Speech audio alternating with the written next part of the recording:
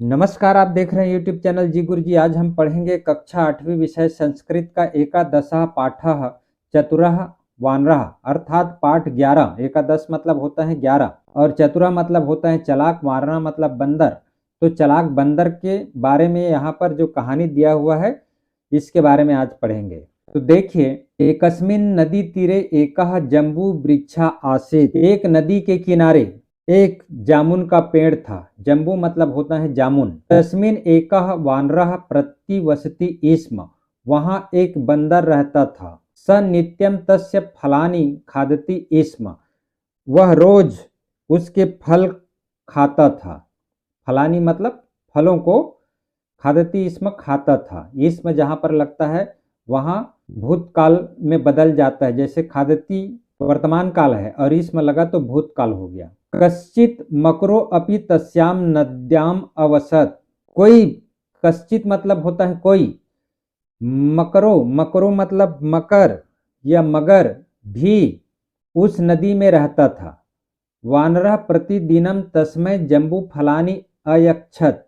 बंदर रोज, प्रतिदिन मतलब रोज, उसे जामुन के फल देता था। अयक्षत मतलब देना।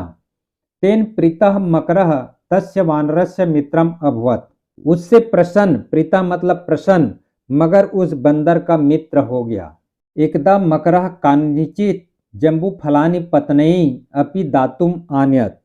एक बार मगर कुछ जामुन के फल अपनी पत्नी को भी देने के लिए ले आया। पत्नी मतलब पत्नी। तानि खादित्वा तस्य जाया अचिंत्यत। उसे खाकर, यहाँ पर खाद धातु कत्व प्रत्यय, उसे खाकर उसकी पत्नी, जाया मतलब होता है पत्नी, अचिंत्यत मतलब सोचा। अहो, आहा, यह प्रतिदिनम ईदृशानि फलानि खादति। जो रोज ऐसे फल खाता है। नूनम तस्य हृदयम अपि अति मधुरम भविष्यति। नूनम मतलब होता है निश्चित, निश्चित रूप से। तस्य हृदयम अपि मतलब उसके हृदय भी बहुत मीठा होगा। मधुरम मतलब मीठा, भविष्यति मतलब होगा। तह पतिम अकथ्यत। वह पति से बोली, भो स्वामी, हे स्वामी, जम्बू भक्षकस्य तव मित्रस्य हृदयम अपि जम्बूवत मधुरम भविष्यति। जामुन खाने वाले तुम्हारे मित्र का हृदय भी जामुन की तरह मीठा होगा। अहम तदेव खादितुम इच्छामि। मैं वही खाना चाहती हूँ। इसका तदेव का संधि विच्छेद करेंगे तो तत् धन एव व्यंजन संधि। तस्य हृदय भक्षणाय मम बलवती स्पृशा।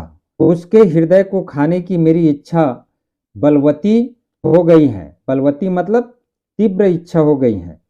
यदि माम जीविताम द्रष्टुम इच्छसि तर्हि शीघ्रम आनय तस्य वानरस्य हृदयम। यदि मुझे जीवित देखना चाहते हो तो जल्दी उस वानर का हृदय ले आओ। वानरस्य हृदयम, आनय, आनय मतलब ले आना। पत्निया हठात व्यवसाह मकरः नदी तीरम गत्वा वानरम अवदत। पत्नी के हट के आगे विवश, विवश मतलब मजबूर होकर मगर ने नदी किनारे जाकर बंदर से कहा। गत्वा यहाँ पर गम धातु कत्व प्रत्यय जाकर। वानरम अवदत, बंदर से कहा, बंधो भाई जी, तो भातृजायत त्वाम द्रष्टुम इच्छति। तो मतलब तुम्हारी भाभी तुम्हें देखना चाहती है। द्रष्टुम, द्रष्टुम मतलब देखना, इच्छति मतलब चाहती है। अतः मम गृहम आगच्छ। अतः मेरे घर आओ। वानरः अपृच्छत। बंदर ने पूछा, कुत्र ते गृहम, तुम्हारा घर कहाँ है। कथम अहम तत्र गंतुम शक्नोमि। मैं वहां कैसे जा सकता हूँ। मकरः अवदत, मगर ने बोला, अलम चिंत्या, चिंता मत करो। अलम मतलब बस भी होता है और मत भी होता है। तो चिंता मत करो। अहम त्वाम स्वपृष्ठे धृत्वा गृहम नेष्यामि। मैं तुम्हें अपनी पीठ पर बिठाकर, धृत्वा धातु है, धारण करना होता है अर्थात बिठाना, बिठाकर घर ले जाऊंगा। तस्य वचनम श्रुत्वा विश्वस्तः वानरः तस्मात् वृक्षस्कंधात् अवतीर्य मकर पृष्ठे उपविशत। तो उसके वचनों को सुनकर विश्वास करके बंदर पेड़ के तने या डंगाली से उतरकर मगर की पीठ पर बैठ गया। पृष्ठे मतलब पीठ पर, उपाविशत मतलब बैठना। नदी जले वानरम व्यूसम मत्वा मकरः अकथयत। नदी के जल में बंदर को विवश मानकर मगर से कहा। मकरः अकथयत, अकथयत मतलब कहा। क्या कहा? मम पत्नी तव हृदयम खातुम इच्छति। मेरी पत्नी तुम्हारा हृदय को खाना चाहती है। खादितुम खाना चाहती है। तस्मै तव हृदयम दातुमेव त्वाम नयामि। उसे तुम्हारा हृदय देने के लिए ही मैं तुम्हें ले जा रहा हूं। नयामि मतलब ले जाना। चतुरः वानरः शीघ्रम अकथयत। चालाक बंदर ने शीघ्र कहा। क्या कहा? अरे मूर्ख, कथम न पूर्वम एव निवेदितम त्वया। तुमने मुझे पहले ही क्यों नहीं बताया? निवेदितम मतलब बताना। मम हृदयम तु वृक्षस्य कोटरे एव निहितम। मेरा हृदय तो वृक्ष के कोटर, कोटर मतलब होता है घोंसला भी कह सकते हो, या खोखर, जो वृक्ष में चिड़िया लोग जो गड्ढा बनाए रहते हैं, खोखर में ही रखा है। निहितम मतलब रखा है। अतः शीघ्रम तत्रैव नय अहम स्वहृदयम आनी भातृजायै दत्त्वा ताम तोष्यामि इति। अतः शीघ्र ही या जल्दी ही वहीं चलो। तत्रैव तत्र धन एव, यहाँ पर वृद्धि स्वर संधि, वहीं चलो। मैं अपने हृदय को लाकर भाभी को देकर, भातृजाय मतलब भाभी को देकर, दत्त्वा दा धातु का त्व प्रत्यय देकर उसको संतुष्ट करूंगा। तो श्यामी, तोष मतलब संतुष्ट करना। मूर्खा मकर तस्य गूढ़म आशयम अबद्ध्वा वानरम पुनस्तम एव वृक्षम अन्यत। मूर्ख मगर उसके छिपे हुए, गूढ़ मतलब होता है, गूढ़ रहस्य जानते हैं, गूढ़ मतलब छिपे हुए, गुप्त अर्थ को या गुप्त बातों को न जानकर फिर से उसी वृक्ष के पास ले गया।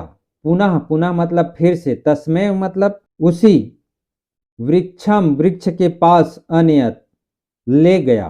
ततः वृक्षम आरूह्य वानरः अवदत् धिक मूर्खा। तब बंदर ने पेड़ पर चढ़कर, वृक्षम आरूह्य, आरूह्य मतलब होता है चढ़कर, वानरः अवदत् बंदर ने कहा। क्या कहा? धिक्कार है मूर्ख। अपि हृदयम शरीरात पृथक तिष्ठति। क्या हृदय शरीर से अलग हो सकता है? शरीरात मतलब शरीर से, यहाँ पर पंचमी भक्ति है, अलग होना अर्थ में पंचमी भक्ति का प्रयोग होता है शरीरात। अतः गच्छ संप्रति, अतः इस समय जाओ। संप्रति मतलब अब या इस समय, गच्छ जाओ।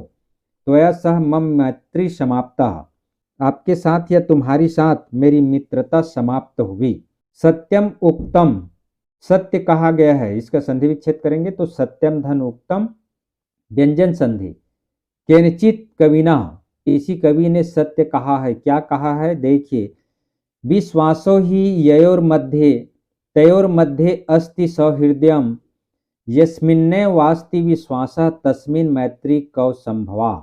अर्थात जिनके बीच विश्वास है उन्हीं के बीच मित्रता भी है ना। विश्वासो ही ययोर मध्य, ययो मतलब जिसके, मध्य मतलब बीच में, विश्वासो ही विश्वास है, तयोर मध्य मतलब उसी के बीच, सौहृदयम मतलब मित्रता है, यास्मिन्ने वास्ति विश्वासः तस्मिन् मैत्री कौ संभवा, और उस जिसमें विश्वास नहीं है, कौ मतलब है ना कहाँ होता है, तो जिसमें, यस्मिन मतलब जिसमें विश्वास नहीं है उसमें मित्रता कहाँ संभव है।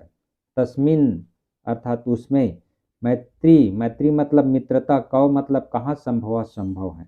इसका अर्थ एक बार और देखिए, जिनके बीच विश्वास है उन्हीं के बीच मित्रता है, जिसमें विश्वास नहीं उसमें मित्रता कहाँ संभव है। इस प्रकार चालाक बंदर जो पाठ है इसकी कहानी समाप्त होती है। अब देखेंगे अभ्यासार्थ प्रश्न।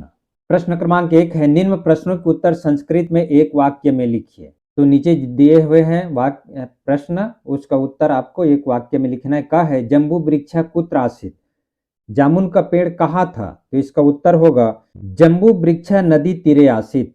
अर्थात जामुन का पेड़ नदी के किनारे था। ख है वानरः प्रतिदिनम कस्मै जम्बू फलानि अयच्छत, अर्थात बंदर प्रतिदिन जामुन के फल किसे देता था। इसका उत्तर होगा वानरः प्रतिदिनम मकराय जम्बू फलानि अयच्छत, अर्थात बंदर प्रतिदिन जामुन के फल मगर को देता था। ग है मकरः वानरम पुनः कुत्र अनयत, अर्थात मगर बंदर को फिर से कहाँ ले आया। तो इसका उत्तर है मकरः वानरम पुनः वृक्षम अनयत, अर्थात मगर बंदर को फिर से वृक्ष पर ले गया। घ है मकरः कुत्र वसति स्म, मगर कहाँ रहता था। मकरः नद्याम वसति स्म, अर्थात मगर नदी में रहता था। दूसरा है निम्न प्रश्नों के उत्तर संस्कृत में लिखिए। इसका भी उत्तर आपको संस्कृत में लिखना है, लेकिन इसके पहले जो था एक वाक्य में लिखना था। अब इसका देखिए, क है वानरः कुत्र प्रति वसति स्म, बंदर कहाँ रहता था। तो इसका उत्तर है वानरः जम्बू वृक्षे प्रति वसति स्म, अर्थात बंदर जामुन के पेड़ में रहता था। ख है वानरस्य केन सह मैत्री अभवत, बंदर की किसके साथ मित्रता हुई। तो इसका उत्तर है वानरस्य मकरेन सह मैत्री अभवत, अर्थात बंदर की मगर के साथ मैत्री हुई, अर्थात मित्रता हुई। ग है वानरः मकराय किम अयच्छत, बंदर ने मगर को क्या दिया। तो इसका उत्तर है वानरः मकराय जम्बू फलानि अयच्छत, अर्थात बंदर ने मगर को जामुन का फल दिया। घ है मकरी किम खादितुम इच्छति स्म, मकरी मतलब मगरी, मगरी मतलब मगर की पत्नी, क्या खाने की इच्छा थी। तो इसका उत्तर है मकरी वानरस्य हृदयम खादितुम इच्छति स्म, मगरी को बंदर का हृदय खाने की इच्छा थी। अंग है विश्वस्तः वानरः किम अकरोत्, विश्वस्त वानर ने क्या किया। इसका उत्तर है विश्वस्तः वानरः वृक्ष स्कंधात अवतीर्य मकर पृष्ठे उपाविशत, विश्वास करके बंदर पेड़ से उतरकर मगर की पीठ पर बैठ गया। तीसरा है निम्न शब्दों के नपुंसक लिंग के द्विवचन एवं बहुवचन के रूप लिखिए। तो यहाँ पर नपुंसक लिंग में दिया हुआ है पत्रम भी नपुंसक लिंग है, गृहम भी, हृदयम भी, शरीरम भी, फलम भी। अब इसको द्विवचन और बहुवचन में लिखना है, एक वचन को लेख नहीं है, फिर भी मैं बता रहा हूँ। इसका पत्रम का चलता है पत्रम पत्रे पत्राणि, उसी प्रकार गृहम का चलता है गृहम गृहे गृहाणि, हृदयम का चलता है हृदयम हृदय हृदयानि, शरीर का शरीरम शरीरे शरीरानि, फल का फलम फले फलानि, है ना। तो ये जो है नपुंसक लिंग है। पुल्लिंग जैसे आप याद करेंगे शब्द रूप तो बाकी तृतीय से पुल्लिंग की तरह चलता है, इसमें सिर्फ चलता है पत्रम पत्रे पत्राणि, पत्रम पत्रे पत्राणि। उसी प्रकार पत्रेन पत्राभ्याम पत्रिभिः, पत्रे पत्रिभ्याम पत्रिभ्यः, पत्राय पत्रिभ्याम पत्रिभ्यः, इस प्रकार से इसका रूप चलता है। चौथा है कोष्टक में दिए गए शब्दों से रिक्त स्थानों की पूर्ति कीजिए। जो कोष्टक में दिया हुआ है दातुम स अलम अगच्छत द्रष्टुम त्वाम, तो यहाँ जो खाली स्थान है उसमें से जो सही उत्तर है उसको भरना है। तो क्या है वानरः मकरेन खाली स्थान गच्छति, तो यहाँ पर क्या आएगा सह, वानरः मकरेन सह गच्छति। उसी प्रकार है ख बालकः विद्यालयम खाली स्थान, तो यहाँ पर आएगा अगच्छत, बालकः विद्यालयम अगच्छत। ग है तव हृदयम खाली स्थान एव खाली स्थान नयामि, तो यहाँ पर तव हृदयम, यहाँ पर दातुम एव के बाद आएगा त्वाम नयामि। घ है खाली स्थान कोलाहलेन, तो यहाँ पर आएगा अलम, अलम कोलाहलेन, अर्थात हल्ला मत करो। अंगा है अहम तव छाया चित्रम खाली स्थान इच्छामि, तो यहाँ पर आएगा द्रष्टुम। तो इस प्रकार से आपका ये सही उत्तर होगा। एक बार और देखिए, यहाँ पर आएगा सह क में, उसके बाद ख में आएगा अगच्छत, ग में आएगा यहाँ शुरू में दातुम और यहाँ पर आएगा त्वाम, और घ में कोलाहलन है उसमें आएगा अलम, और अंगा है द्रष्टुम। तो इस प्रकार आपका चतुरः वानरः पाठ समाप्त होता है। तो वीडियो को देखते रहिए, लाइक एवं सब्सक्राइब जरूर कीजिएगा। मिलते हैं आगामी वीडियो में, धन्यवाद।